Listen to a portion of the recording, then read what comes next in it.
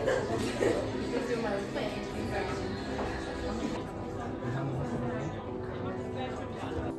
frío, la noche, siempre me acuerdo de ti.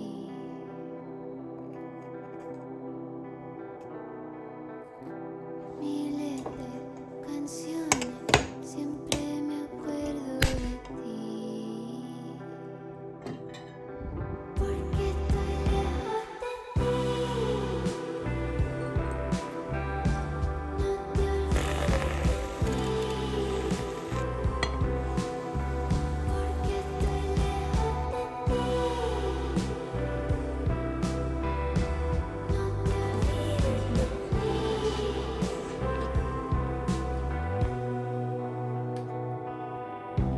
Tus ojos tan tristes, siempre me acuerdo de ti.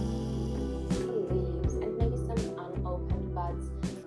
And today we will learn together how to make an art novel. This side makes me look so oily, but I promise I'm not as oily in real life. It's just moisturized, I suppose. So today I woke up kind of early because I went to the city. I had some errands to run, and then I got my long distance best friend a gift. It's a journal. I regret that I didn't take a picture of it because I wanted to show you. It's very cute. I don't remember exactly what it looks like. It's something blue or so. It's a hardcover, and also it has a magnetic system that kind of opens and closes in a very satisfying, nice way. I came home and I had lunch slash breakfast, and now I kind of have some downtime before I go to the gym. So I thought I could maybe draw something. So lately I've been very interested in Art Nouveau. I don't know why, it just came to me at random, and I want to kind of get more into drawing in a more detailed style. And I feel that my art style has reached a point where it just looks nice. I think I can draw pretty well, but at the same time it doesn't have a recognizable specific style, so that's why I thought I could kind of perfect it by learning more about the artist. Today we're going to be looking at Mucha or Mucha. When I was in Prague, they pronounced it Mucha, I think. But I watched a video on Art Nouveau and someone said Mucha, so no idea. But I really like the way he paints, and I thought that I could look at that and learn more about composition. The way I'm planning to go about it is to kind of look at what he did and emulate some posters of his. But yeah, this is a normal practice usually for art students and stuff like that, but I know people who don't usually draw see this as copying and not real art. But I think any famous artist you could think of, for example Van Gogh, Monet, Klimt and so on, they all went through this kind of proper training in art school where you have to copy and redraw the art of previous like great masters. So I found one that I really like. It's this one. From what I know, he used to kind of take pictures and then draw over the pictures in order to have a kind of accurate representation of the body. Not the best, not the worst. I will try to kind of dedicate 20 minutes to only kind of sketching the details, especially the hair. So impatient, and I really dislike doing this kind of thing, but it looks very good, so I have to kind of train myself to care more about details. So next one I think is this. I would like to invert it in the sense that it would look more good. I think it would look better if we had one looking there and the other one looking this side. But I don't know how to invert stuff on my laptop. I remembered I do have a postcard, so I will just copy the postcard, and that's it. I will come back when I'm done, because once again I don't have enough space for all that. This is the first one. The second one, I like this one more, and I will try to finish them this evening and then film again. Yes.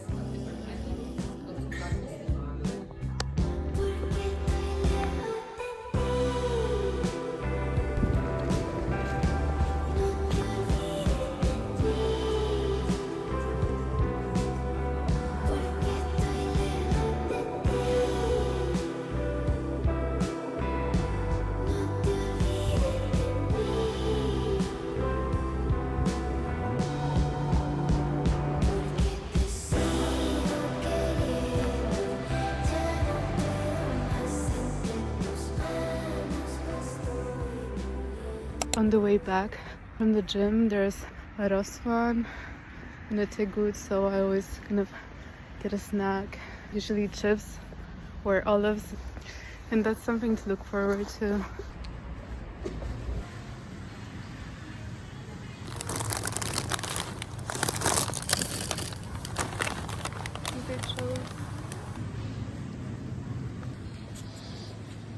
I always manage to somehow miss the bus, but on the other hand, it's nice because the walk home is so nice.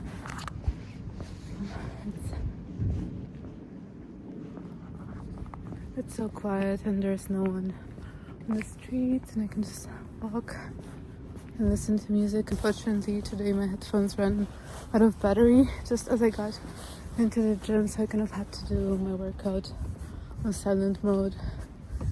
And I thought I would be very bored, but I wasn't that bored because I was in so much pain. They kind of distracted me. Kind of ended up enjoying going to the gym. I've been going for the past 3 or 4 weeks, and I try to go 3-4 times a week, and it really helps with my mental health. Especially, I've noticed I have so much anxiety for various reasons, and it just helps so much to move and to not be at home in this kind of state of anxiety with so many negative thoughts and stuff. So yeah, I do recommend it for mental health reasons. And also, I've used to think that I'm not a very disciplined person, and this also brought a lot of kind of self-hatred. So every time I tried to do something, I never kind of kept up with my promises to myself, to not necessarily with working out and stuff, but other things too. And every time I kind of gave up on things I wanted to do to kind of improve.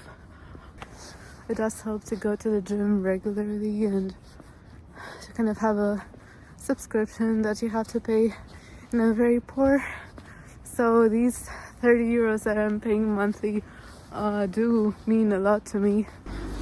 And it's also very close to my flat. Well, not very close, like 20 minutes by bus and walking. But yeah, so I do recommend it. And I feel so much better every time after I go to the gym. I feel so refreshed.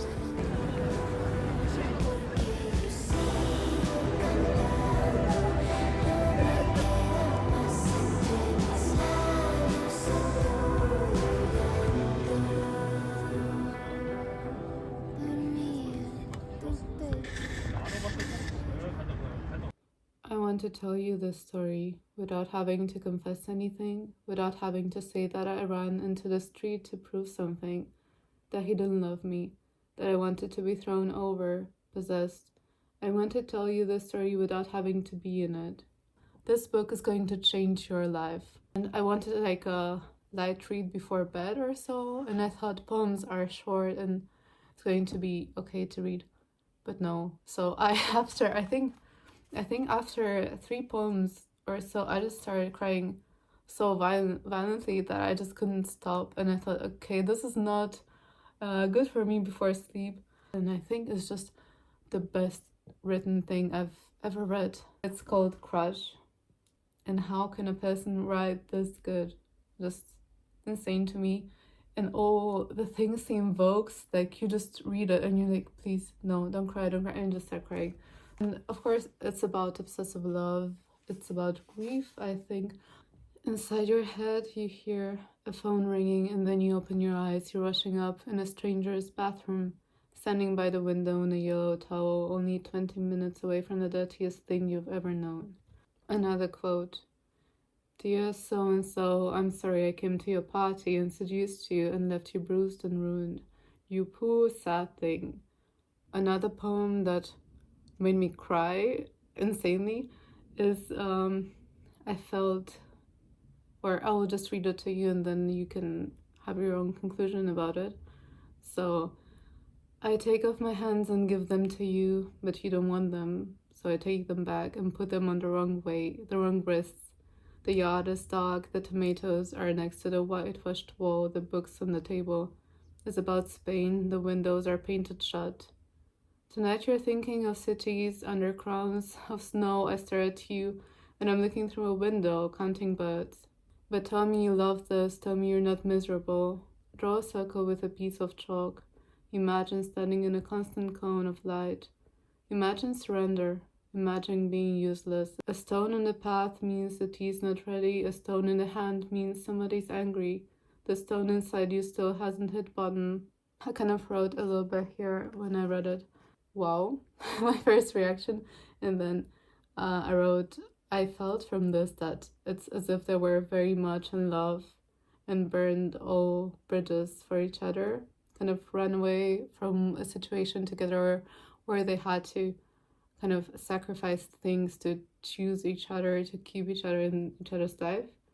But one of them kind of starts falling out of love, and the other becomes anxious of this and of the choice the first one made to be with the other one. So especially the part, the lyrical I asked, but tell me you love this, tell me you're not miserable. I loved it. It's something in it that spoke to me. That's the most important thing. Of course, there are many things that are not relatable to me. Relatable is not the most important thing, I think. It's just the emotion makes you feel. It's insane. It's the 1st of March. I will go to Turkey on the 6th of March. I think I'm so excited to go to Istanbul, and that's everything I'm thinking about every day. With the sun out, I just feel so energized and alive, not depressed anymore. Just crazy.